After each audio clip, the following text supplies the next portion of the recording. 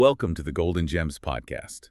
Today we're taking a deep dive into Bernie Mac, the price of fearless comedy, and how his refusal to compromise with Hollywood shaped his powerful legacy and perhaps contributed to his premature death.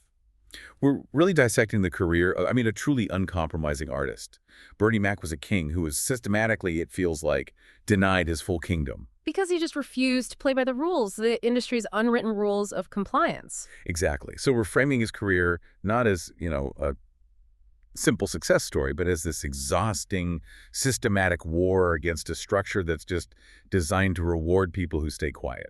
And that tension isn't just history, it's so relevant today. I mean, you look at the cultural earthquake that Katt Williams started with that Club Shay Shay interview. For 120 million views. It's incredible. And the core of it, that raw anger about Hollywood being a rigged game, that's a direct echo of Bernie Mac's entire life. The numbers just tell the story. Bernie dies at 50 with an estate of around $15 million. And his contemporary, Steve Harvey, commands an empire worth an estimated $200 million. That staggering difference, it forces you to ask, what did that commitment to his truth actually cost him? It's the central question, isn't it? To even start to answer that, we have to go back to the beginning, back to the origins of that defiance. Bernard Jeffrey McCullough, born in 1957. And he emerges from this really austere, wind-battered crucible of the south side of Chicago. And if you want to find the emotional wiring for his entire career, it all gets installed in one single shattering moment. The death of his mother. His mother, Mary, from cancer. He was just 16 years old. He talked about it a lot, saying that after you experience the absolute worst thing that could ever happen, you lose the ability to fear the judgment of other men. Right. Whether they're hecklers in a club or powerful network executives. Exactly. Their power to harm him just seemed insignificant compared to the trauma he'd already survived. That right there is the psychological bedrock for every defiant move he makes later on. And that fortitude wasn't just theoretical. It was built on actual physical labor.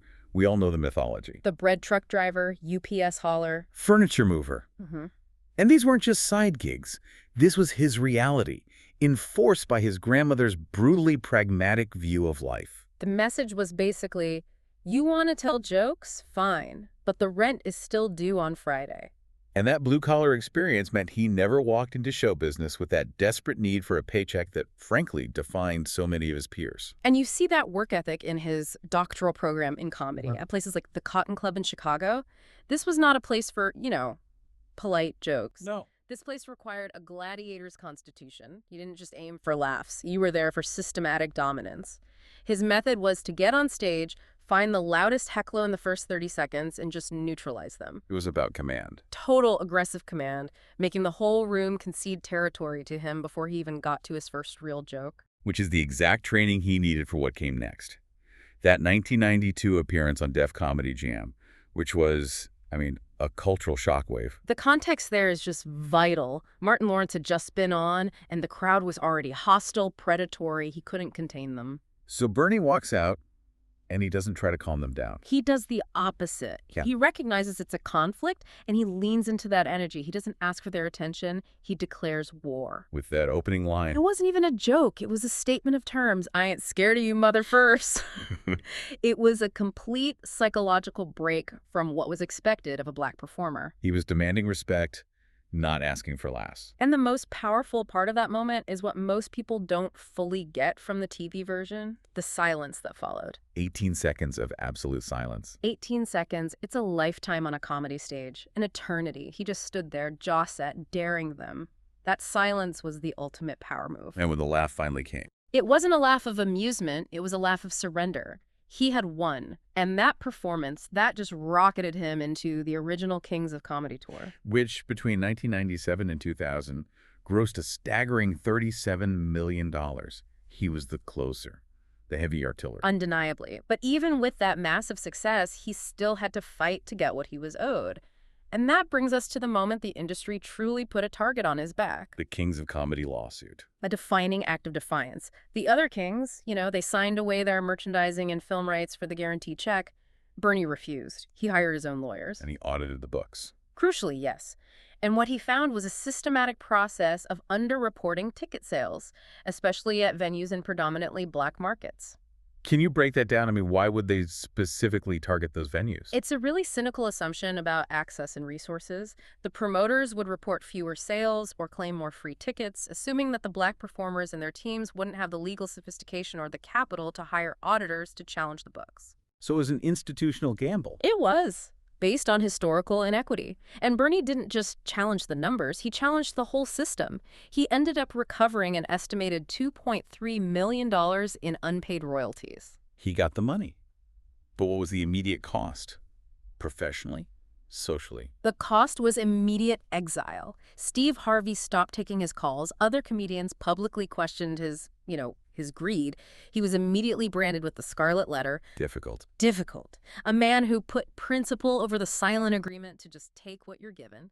That lawsuit defined his relationship with Hollywood from then on. He was a massive moneymaker who they were afraid to deal with because he actually held them accountable. And that friction, that refusal to just be managed, is probably what fueled his masterpiece, The Bernie Mac Show, 2001 to 2006. This was the true, unfiltered Bernie Mac. And what's so fascinating are the philosophical stakes of that show. He completely subverted the black father figure on TV. He wasn't the Cosby archetype. Not at all. He replaced that sanitized, all-knowing dad with the reluctant, overwhelmed uncle who, frankly, didn't even want the kids and was failing at it constantly. The honesty in the pilot where he's yelling at the camera about busting a kid's head. It was a statement. He was done performing respectability. And the innovation wasn't just the tone, it was the form, right? Breaking the fourth wall and addressing America. That wasn't just a gimmick. It was strategic. Exactly. And the Mac-Cam made the audience complicit in his frustration. It forced you to look at the unvarnished, difficult parts of family life that TV usually just airbrushes away. And the critics got it. He won a Peabody for it. A Peabody Award. The highest honor. Yet that offered him zero protection from the network execs. Fox wanted the ratings, but they were clearly uncomfortable with the actual content. It all came to a head in season 3. A network VP literally told him he needed to hug the kids more frequently. Why? To make him likable to middle America. Yeah. It was a naked attempt to sanitize his truth for a perceived white audience, and his response is now legendary. Middle America can kiss my black ass. I'm not here to be likable. I'm here to be honest.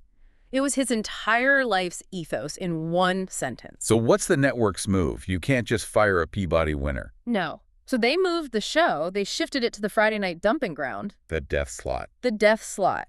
It's where you send shows you want to quietly starve of viewers and then cancel.